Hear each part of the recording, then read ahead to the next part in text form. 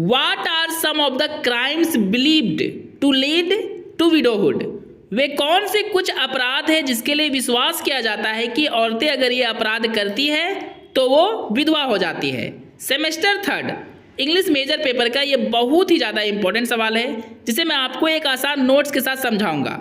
दोस्तों, मेरे इस नोट्स को अगर आप अपने एग्जाम में हूबहू लिख लेते हैं तो आपको फुल में फुल मार्क्स जरूर मिलेगा। अगर मेरा ये नोट्स आपके लिए यूजफुल होता है तो मेरे चैनल को सब्सक्राइब करें, वीडियो को लाइक करें और शेयर करके दूसरों की भी हेल्प जरूर करें। चलिए आंसर को डिस्कस करते हैं। इन इंडियन ट्रेडिशनल सोसाइटी, परंपरागत भारतीय समाज में, the life of women is not good and specially the life of widows. औरतों का जो जीवन होता है दोस्तों अच्छा नहीं होता है, खासकर विधवाओं का जीवन तो बहुत ही बेकार होता है। आपने भी ये जरूर महसूस किया होगा कि हमारे भारत के परंपरागत हिंदू समाज में औरतों को उतना अधिकार नहीं हुआ करता था। परंपरागत समाज का मतलब होता है दोस्तों नियम कानून वाला समाज, जो पहले बहुत ज़्यादा हुआ करता था, अब बहुत ज़्यादा कम हो गया है क्योंकि अब सभी पढ़ने लगे हैं और सभी को पता चल गया है कि औरत और मर्द दोनों को एक समान अधिकार समाज में होता है। Their life is just like hell due to the useless and worse rules of the society. विधवाओं का जो जीवन होता है दोस्तों बिल्कुल नर्क के समान होता है। क्यों होता है? क्योंकि समाज में बहुत ज़्यादा बेकार और बहुत बुरा नियम बनाया गया है, उसी के कारण विधवाओं का जीवन नर्क के समान बन गया है। It is believed so in traditional society that, भारतीय परंपरागत हिंदू समाज में ऐसा विश्वास किया जाता है कि the women who do sin in their current life और पास्ट लाइफ और प्रीवियस लाइफ, वे सभी औरतें जो पाप की होती है अपने अभी के जीवन में या पास्ट जीवन में या फिर पूर्व जन्म में, they must be widows to suffer this life as punishment, तो वे जरूर विधवा हो जाएगी और सजा के रूप में इस जीवन को सफर करेगी, मतलब एक खराब जीवन जिएगी। आई होप दोस्तों आपको पहला पैराग्राफ अच्छे से समझ में आ गया होगा। चलिए हम लोग नेक्स्ट पैराग्राफ को डिस्कस करते हैं। It is believed so that some crimes are done by the women and so they become widows which are as follows. ऐसा विश्वास किया जाता है कि कुछ अपराध औरतों के द्वारा किया जाता है और इसलिए वे विधवा बन जाती है। और वो क्या क्या अपराध है जो औरतें करने के बाद विधवा बन जाती है उसे हम लोग नीचे डिस्कस करेंगे क्योंकि वे निम्नलिखित है। पहला है दोस्तों disobedience and disloyalty to the husband, मतलब पति के प्रति वफादार नहीं होना और पति का बात नहीं मानना। ये पहला क्राइम है जो पत्नी के द्वारा किया जाता है। चलिए इसको डिस्कस करते हैं। It is believed so that those women who break the trust of their husband और disobey them in the past और previous life, those women must be punished as widows in their present life.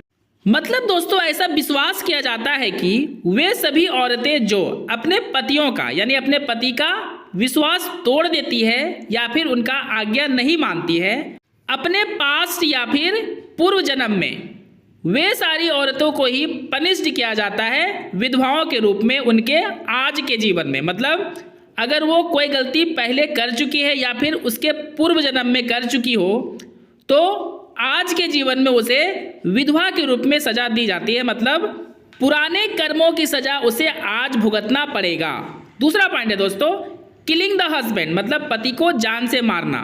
It is believed so that those women who kill their husband और become the reason of death of the husband, they must be punished as widows at their present life. ऐसा विश्वास किया जाता है कि वे सभी औरतें जो अपने पति को जान से मार देती है या फिर अपने पति के मौत का कारण बन जाती है, वे ही औरतें विधवा के रूप में सजा पाती है अपने आज के जीवन में। मतलब सीधा सा है दोस्तों कि अगर किसी पत्नी ने अपने पति को जान से मार दिया हो या फिर उसके मौत का कारण बनी हो, मतलब पत्नी के कारण ही पति का किसी तरह मौत हो जाता है, तो आज के जीवन में मतलब प्रेजेंट लाइफ में वही औरतें विधवा बन जाती है।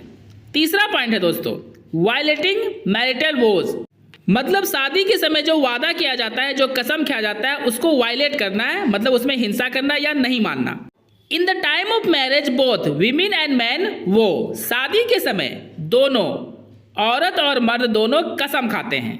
जैसा कि आप लोग जानते हैं शादी का जो 7 फेरा होता है वो 7 फेरा एक्चुअल में 7 कसम होता है दोस्तों। The women who break the vows of marital must be punished as widows as divine punishment. वे सभी औरतें जो शादी की कसमों को तोड़ देती है उसे विधवाओं के रूप में सजा जरूर मिलती है और इस सजा को दैवीय सजा भी कहा जाता है। मतलब ये सजा जो है भगवान ही फिक्स करते हैं कि इसे विधवा बना दिया जाए क्योंकि उसने शादी के कसम को तोड़ दी है।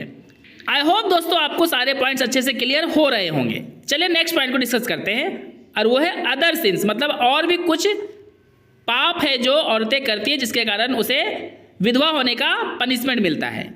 Widowhood is not the result of only big sins. मतलब विधवापन जो औरतों को मिलता है दोस्तों वो केवल बड़े बड़े पापों का ही परिणाम नहीं होता है, but also the result of some common sins. ये जो रिजल्ट है, ये जो विधवा का जो परिणाम उन्हें मिलता है वो कुछ कॉमन गलतियां या कॉमन पापों के कारण भी उन्हें भुगतना पड़ता है। सच है जैसे बिहेव नेगेटिव विथ हस्बैंड, उनका पति के साथ बेकार बर्ताव के कारण, मतलब अच्छा व्यवहार नहीं करने के कारण उन्हें विधवा का जीवन जीना पड़ता है। ऑफन क्वारेल विथ हस्बैंड, प्राय पतियों के साथ लड़ने के कारण। चीट हस्बैंड, पति को धोखा देने के कारण। Be rude with husband etcetera, मतलब पति के साथ रूड व्यवहार करने के कारण। यही सब वो गलतियां हैं दोस्तों और पाप भी हम लोग कह सकते हैं जो एक औरत करती है तो उसे विधवा होने का सजा मिलता है उसके प्रेजेंट लाइफ में। इसके अलावा भी कुछ गलतियां हैं, अगर आपको पता है तो कमेंट करके जरूर बताएं। तो सीधा सा मतलब है दोस्तों यहाँ पे कि ये सारी गलतियां अगर औरतें करती है तो उन्हें विधवा होने का पनिशमेंट दिया जाता है। लेकिन अगर देखा जाए तो पति अगर ऐसा सब गलती करेगा तो उसे कोई भी सजा नहीं मिलता है, क्योंकि हमारे परंपरागत हिंदू समाज का जो सिस्टम है वो पुरुष प्रधान है। मतलब वो पुरुषों के लिए बना है, औरतों के लिए नहीं। औरतों को तो केवल सजा मिलती है और पुरुषों को सम्मान मिलता है। जैसे कि अगर किसी पुरुष का पत्नी मर जाए तो वो पुरुष आसानी से शादी कर सकता है और अपने जीवन को एंजॉय कर सकता है, लेकिन एक पत्नी ऐसा नहीं कर सकती थी। लेकिन अब ऐसा कुछ भी नहीं है दोस्तों, अब सिस्टम बहुत ज़्यादा चेंज हो गया है, सभी पढ़ने लिखने लगे हैं और अपने अधिकार को समझने लगे हैं।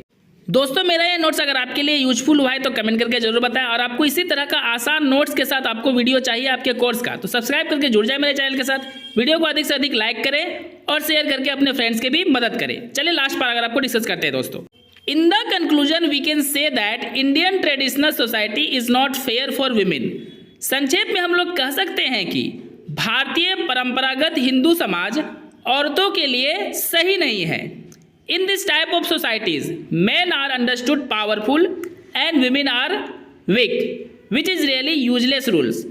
इस तरह के समाजों में मर्दों को समझा जाता है पावरफुल और औरतों को समझा जाता है कमज़ोर, जो सच में बहुत ही बेकार नियम बनाया गया है। एट प्रेजेंट, अभी के समय में the condition of all women are getting very well. अभी के समय में दोस्तों औरतों का जो स्थिति है बहुत अच्छा हो रहा है। एंड आई होप दोस्तों आप भी इस बात को महसूस कर रहे होंगे कि औरतों का जीवन अब काफ़ी सुधर रहा है। And so women's life is improving very well, और इसलिए औरतों का जीवन भी बहुत अच्छे से सुधर रहा है।